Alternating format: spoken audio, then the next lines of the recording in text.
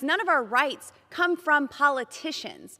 Our rights are not granted to us by the executive, by the legislative, by the judicial branch.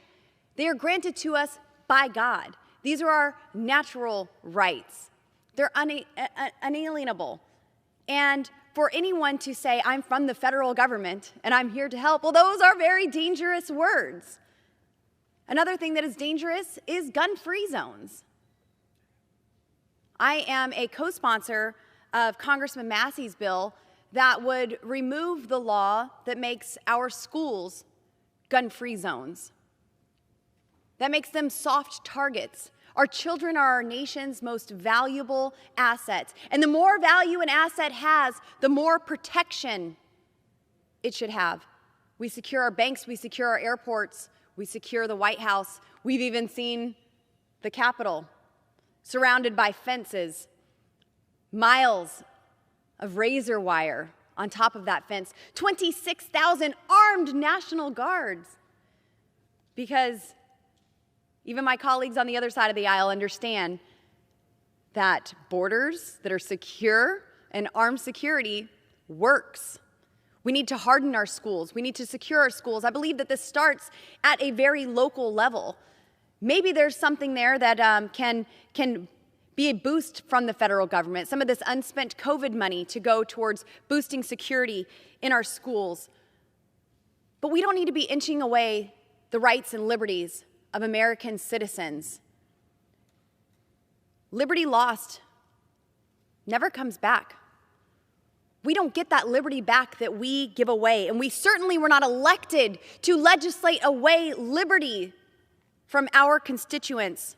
We are here to keep the American people free. That is the proper role of government. And a lot of people would like to say that the Second Amendment, well, it's great because we know you want to hunt. The Second Amendment has nothing to do with hunting.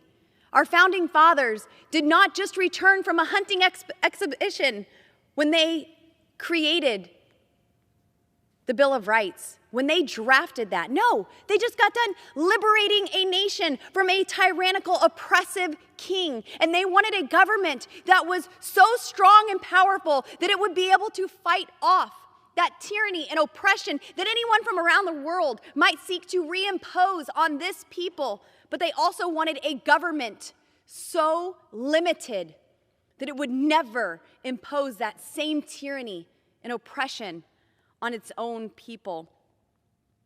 Isn't it interesting that we heard for weeks how American taxpayers need to send money to Ukraine to make sure that those citizens are armed?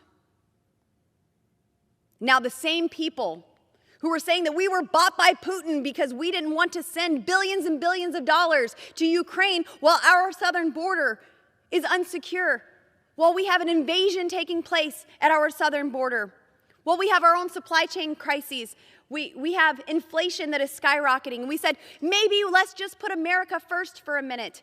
But the same people who made these accusations against those of us who would vote against that spending are now seeking to take the rights away from American citizens. And these same people who had no problem arming Ukraine and wanting to disarm American citizens also call to defund the police. We even saw 24 of our colleagues from the other side of the aisle just today vote to not provide added security to our Supreme Court justices who have had mob violence at their homes, murder attempts against a Supreme Court justice, and 24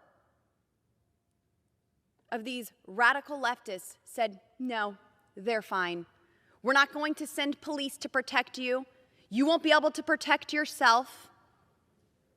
It's all rogue. This is a lawless administration that we are serving under, and I would implore the Senate to not compromise on the American citizens' rights. And I would like to just note that the 10 that we have heard of who are considering siding with these people who would limit the liberties and freedoms of American citizens are either not coming back to the Senate, they're retiring, or they're not up for re-election.